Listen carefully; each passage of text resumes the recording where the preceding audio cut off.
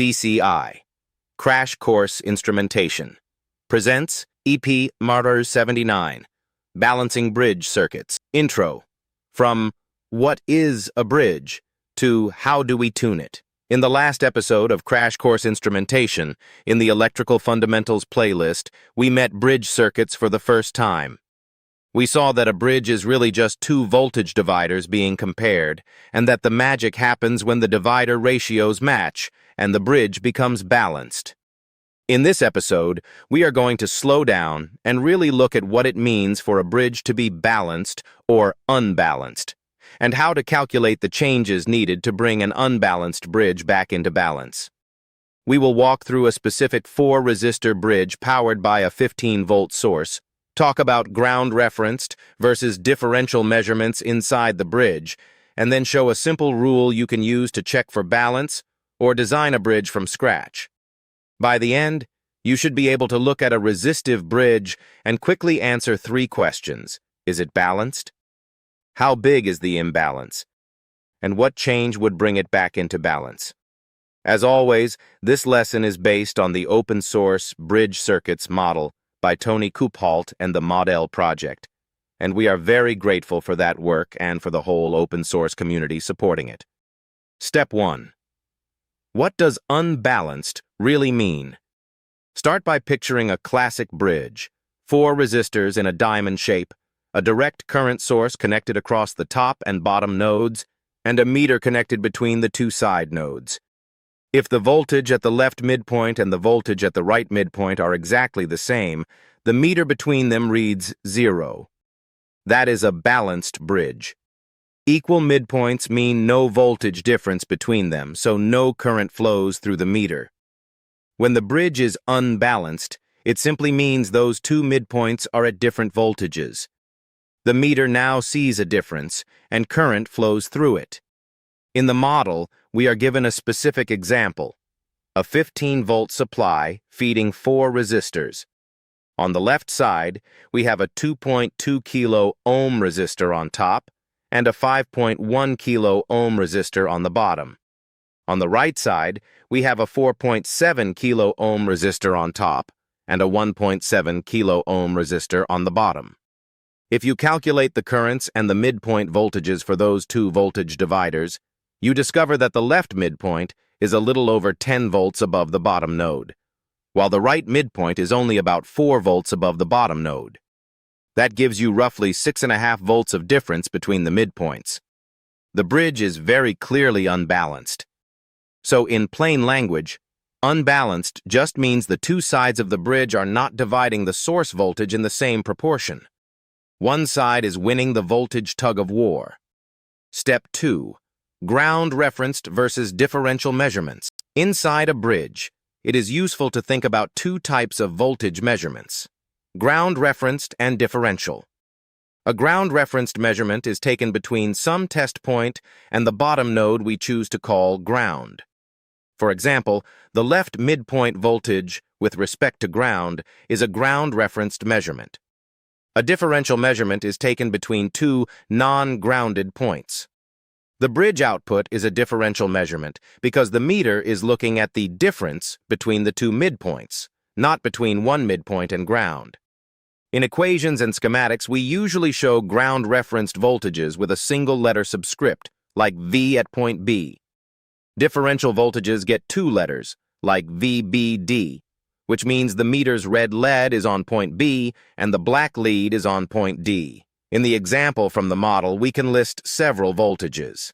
The voltage from the top node to ground across the whole bridge is 15 volts. The voltage from the left midpoint to ground is a little over 10 volts.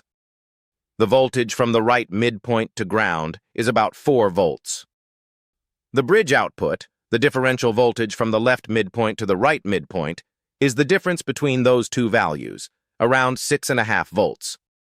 Thinking this way keeps you from getting lost. First, figure out the ground-referenced voltages at each important node using Ohm's law and the idea of voltage dividers. Then subtract one node voltage from another to get any differential voltage you need. In a perfectly balanced bridge, The ground-referenced voltages at the two midpoints will be equal. Subtract them, and you get 0 for the bridge output. Step 3. The simple balance rule. The really nice part is that you do not always have to solve the whole circuit to check for balance. For a simple resistive bridge, there is a handy rule. A resistive bridge is balanced whenever the ratios of the resistors in each leg match. You can think of this in two ways. The top resistor divided by the bottom resistor on the left equals the top resistor divided by the bottom resistor on the right. Or multiply the resistors across each diagonal. The product of the top left and bottom right resistors equals the product of the top right and bottom left. If these ratios or products match, the bridge will be balanced, and the midpoint voltages will be the same, no matter what the actual supply voltage is. In our example, if you divide the 2.2 kilo ohm resistor by the 5.1 kilo ohm resistor on the left, and the 4.7 kilo ohm resistor by the 1.7 kilo ohm resistor on the right, those ratios are very different. That is another way of seeing that the bridge is unbalanced. Step 4. How to rebalance by changing one resistor. The model then asks a great practical question. What value would each resistor need to be if we changed them one at a time to bring the bridge into balance? Here is the strategy. Start with the other three resistor values as they are. Use the balance rule that says the product of one diagonal must equal the product of the other diagonal. Solve for the one resistor you are allowed to change. For example, suppose we only allow ourselves to change the top left resistor. To balance the bridge, the product of the new top left resistor and the bottom right resistor must match the product of the top right resistor and the bottom left resistor. When you plug in the numbers from the example and solve, you find that the top left resistor would need to be around 14 kilo ohms, much larger than the original 2.2 kilo ohm value, in order to balance the bridge. If instead you hold the top left resistor at 2.2 kilo ohms and only change the top right resistor, then the top right value would have to shrink down to well under 1 kilo ohm to achieve balance. You can go around the bridge and repeat this game for any one of the four resistors. Hold 3 at their original values. Use the diagonal product rule to find the needed value for the fourth, and that gives you one possible way to rebalance the bridge. In real life, you might not have exactly those resistor values in your parts drawer, but this method tells you which resistor you should increase or decrease, and roughly by how much, to reduce the unbalance. Step 5. Design thinking with bridges. The same rule that lets you balance a broken bridge also lets you design a bridge from scratch. Imagine you know the value of 3 resistors that are convenient or already installed, and you want to pick a fourth value that will give you a balanced condition at some normal operating point. You use the exact same diagonal product rule and solve for the unknown. In sensor applications, engineers often pick the fixed resistor values so that the bridge is balanced when the sensor is at a normal or zero condition. Then, as the sensor's resistance changes with strain, temperature, or light, the bridge output voltage swings positive and negative around zero. That symmetric response makes it easier for amplifiers and analog-to-digital converters to interpret both positive and negative changes from the reference point. Once you are comfortable with the idea that balance is all about matching resistance ratios, it stops feeling like magic and starts feeling like another very useful tool in your mental toolbox. Wrap up. What you should remember. A bridge is balanced when the two midpoint node voltages are equal, giving a bridge output of 0. It is unbalanced when those node voltages are different.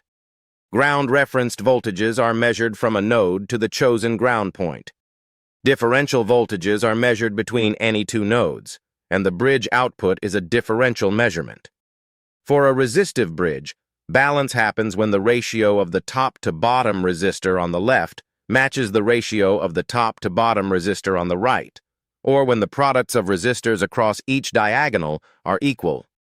You can rebalance an unbalanced bridge by changing any one resistor so that those ratios match again. The same rule lets you design new bridges, especially sensor bridges, so that zero output corresponds to a normal operating condition. Once again, a big thank you to Tony Kupalt and the open source community for creating and sharing the bridge circuits model and the rest of the ModEL project that this episode is built on. This has been episode 79 in the Electrical Fundamentals playlist on the Crash Course Instrumentation channel. Please like, subscribe, and share this video if it helped solidify your understanding, and stick around as we continue exploring how these circuit building blocks turn into real industrial instrumentation.